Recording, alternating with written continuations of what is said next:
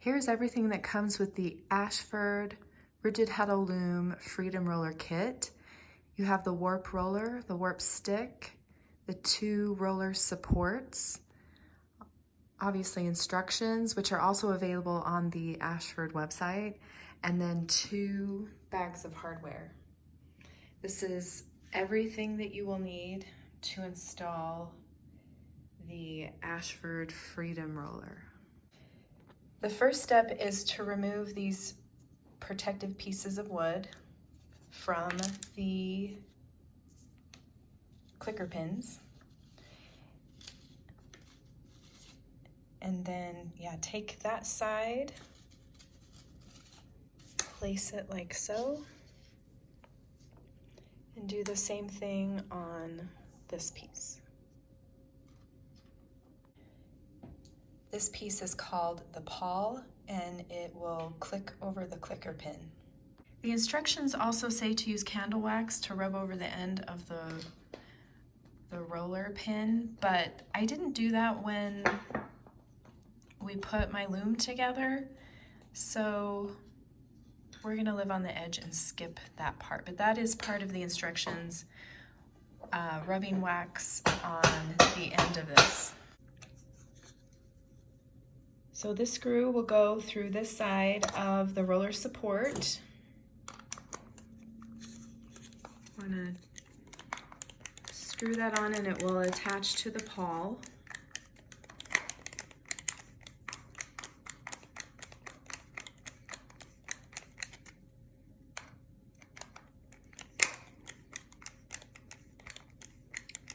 And you will do that on both of these pieces. Now that we have this piece put together, you put the warp beam into the holes on both ends.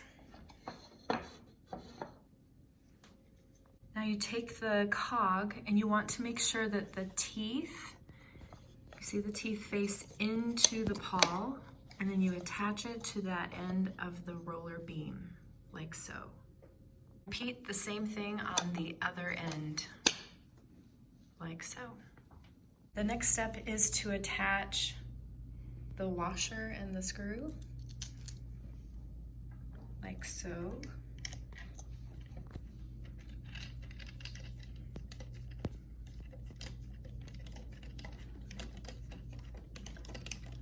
We'll do this on both ends.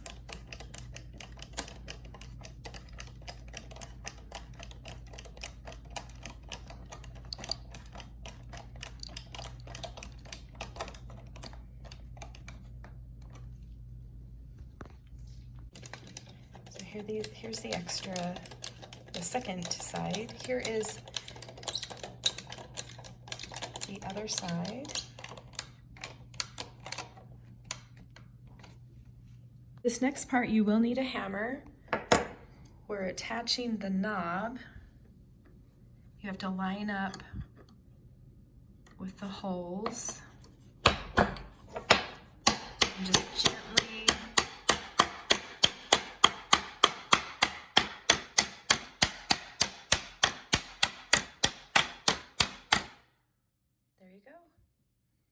and repeat on the other end.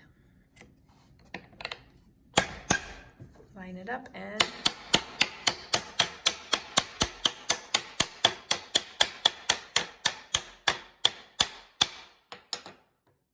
there you go. Now take the bracket and the screws. You'll attach the bracket to these 2 holes on the side of the roller support.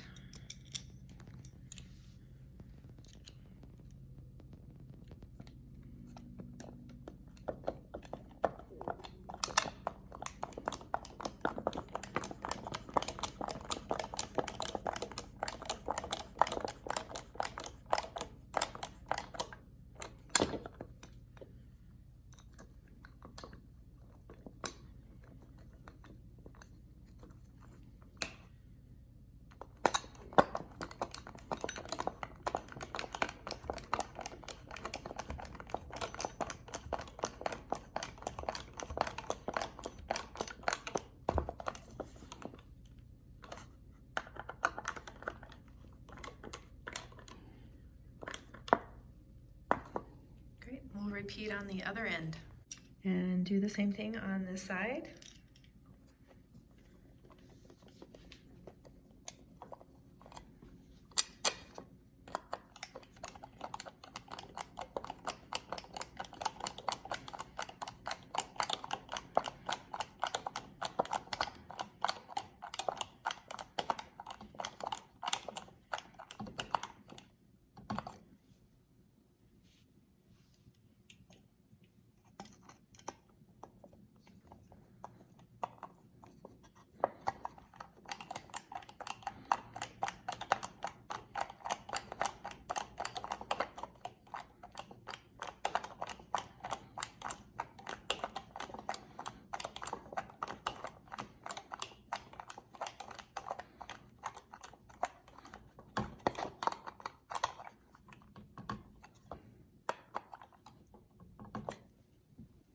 You can see here that I already have a screw here that came with my stand for this rigid heddle loom.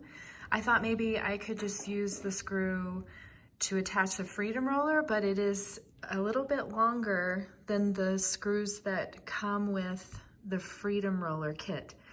So if you have a stand for your loom and you already have the screw in, you must take this out and put in the screw that comes with the Freedom Roller kit. So this is a carriage bolt.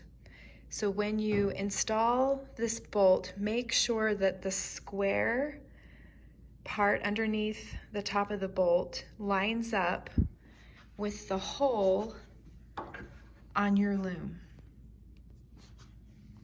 So we're installing that carriage bolt. Make sure that square lines up with the square of the hole.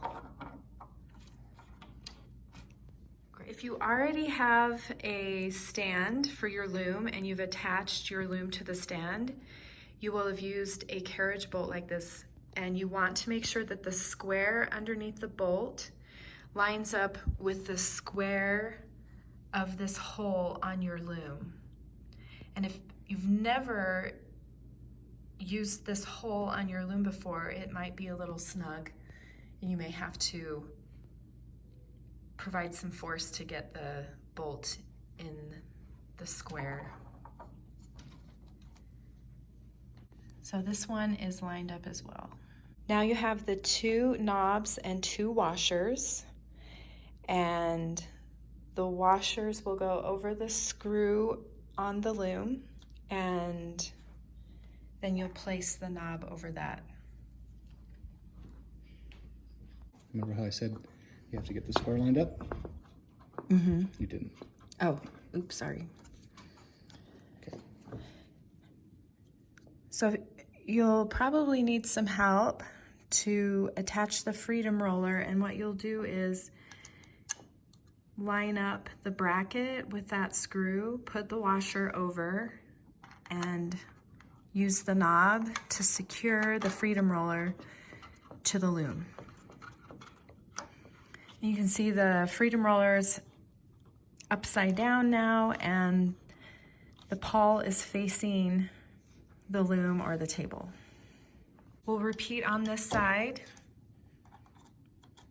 Line up the bracket, add the washer, and tighten on with the knob. And remember, you need to make sure you have the loom hanging over the table with enough space to fit the Freedom Roller and the pawl. Now you'll take these plastic ties and you'll insert the arrow through the holes on the warping stick. You'll do that across the entire length of the stick.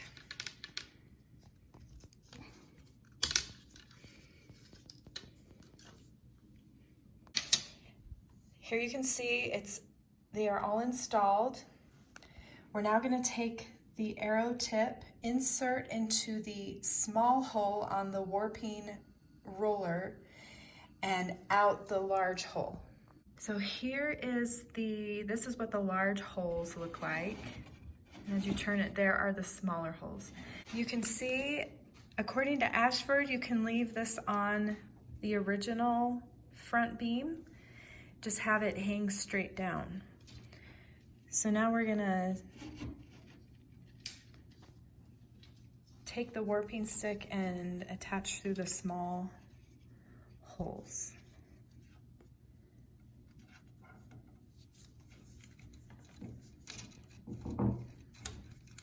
So through the small holes, out the big holes.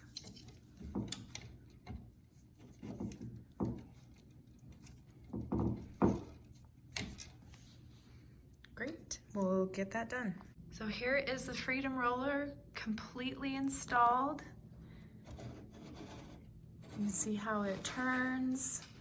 And this is where I will attach the warp, and the warp will just go over this front beam. This front beam will only be used as a support.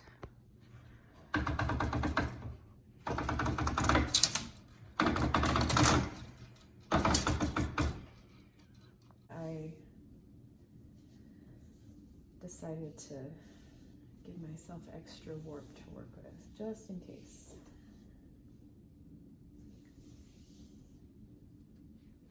So now I'm tying on the warp to this bottom apron rod, I guess.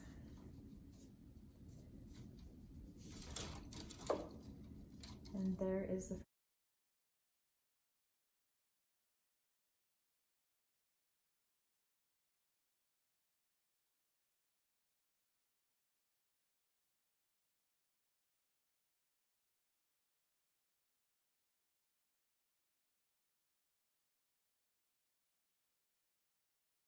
Since I'm weaving a weft-faced rug, I want to advance the warp often.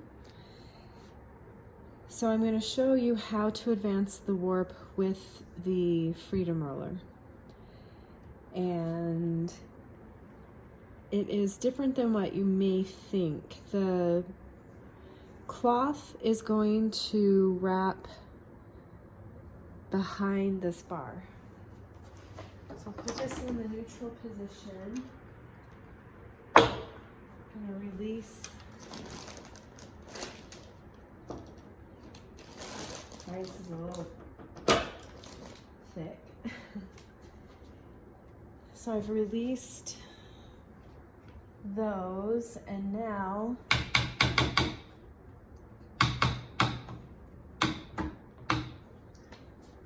so you can see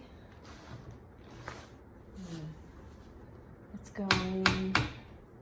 So you're turning this way, and the cloth is going to start by wrapping, going behind this beam, and that is how it will wind on to the Freedom Roller.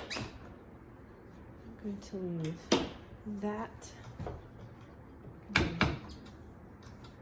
Make sure that's some tension.